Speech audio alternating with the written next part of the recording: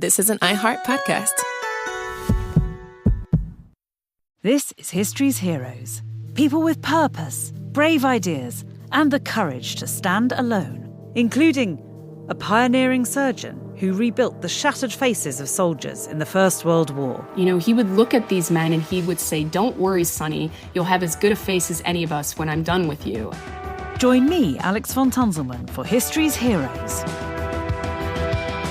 Subscribe to History's Heroes wherever you get your podcasts. So what happened at Chappaquiddick? Well, it really depends on who you talk to. There are many versions of what happened in 1969 when a young Ted Kennedy drove a car into a pond and left a woman behind to drown. Chappaquiddick is a story of a tragic death and how the Kennedy machine took control. Every week, we go behind the headlines and beyond the drama of America's royal family. Listen to United States of Kennedy on the iHeartRadio app, Apple Podcasts, or wherever you get your podcasts.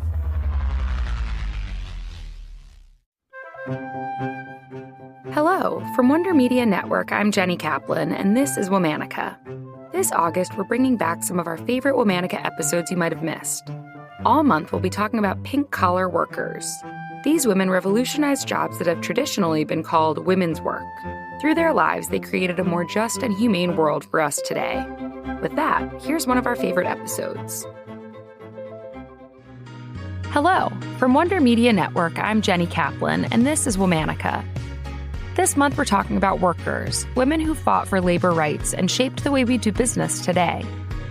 They advocated for reform to make the office, wherever it is, a more equitable place. Today, we're talking about a garment factory worker who was part of one of the longest strikes in the history of San Francisco's Chinatown. She and her fellow garment workers joined forces with the white-led union to win better pay and shorter hours, and a huge victory for the Chinese-American workforce. Let's talk about Sue Ko Lee. Sue Ko Lee was born on March 9, 1910 in Honolulu, Hawaii, though she grew up in Watsonville, California. She was the oldest of 10 children. When she was 18 years old, she married Lee Ju-hing. He was a Chinese immigrant who worked as a bookkeeper at the dry goods retail chain National Dollar Stores. The company was owned by entrepreneur Zhou Shun, one of the first Chinese-American millionaires in the country. Sue took a job at the same factory in San Francisco as her husband and several other family members. She earned 25 cents an hour as a buttonhole machine operator. At the time, most Chinese and Chinese-American workers in the city were employed at Chinese-owned businesses. As Sue later explained, you couldn't get out of Chinatown and work anywhere else. Most white employers refused to hire them. Chinese employers did provide families like Sue's with job opportunities, but their wages were often low. Working conditions were poor. Sue later recalled her employer, National Dollar Stores, breaking labor laws. Unlike many of their white counterparts, Chinese workers weren't unionized, and bosses often took advantage of the friendship and family ties they had with their workforce to discourage attempts at bargaining for better conditions. By the 1930s, that was all beginning to change. The International Ladies Garment Workers Union, or the ILGWU, campaigned to bring Black, Latina, and Asian workers into the fold. White union members argued that when Chinese workers were underpaid and overworked, they became a more attractive workforce for employers to exploit, undercutting the white union's bargaining power. So it made sense to have Chinese workers join their union ranks. At first, unionizing efforts stalled. White organizers failed to make connections with the local Chinese-American community. But the tide turned when Jenny Maitas, a Hungarian immigrant and labor organizer, started to canvass Chinatown. She built trust with many Chinese garment workers and championed the benefits of unionizing. In 1938, Sue and her fellow garment workers voted to join the ILGWU. They formed the Chinese Ladies Garment Workers Association. After several rounds of negotiation, the union and National Dollar Stores signed a preliminary agreement.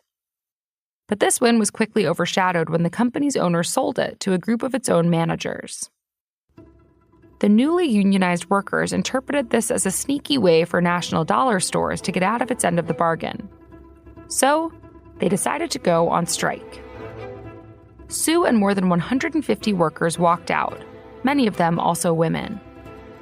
The ILGWU helped them organize picket lines at the factory and several of the company's retail locations. Union organizers often also provided donuts and coffee to the striking workers.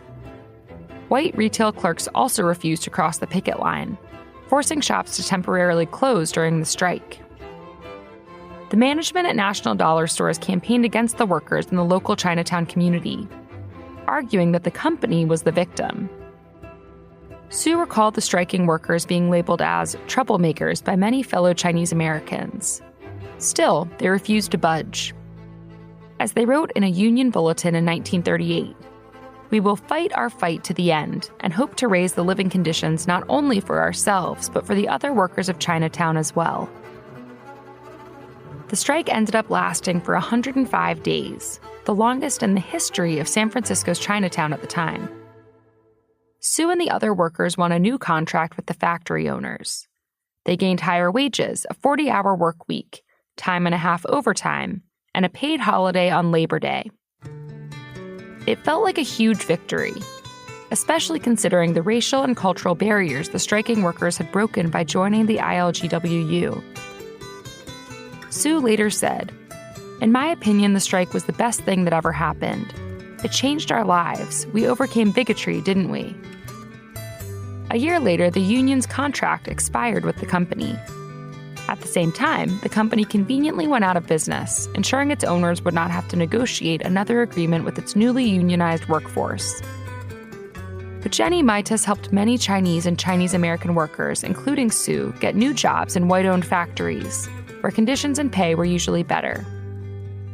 In the 1950s, Sue joined the ILGWU as a business agent and convention delegate and attended national labor conferences. Sue died of cancer on May 15, 1996. She was 86 years old.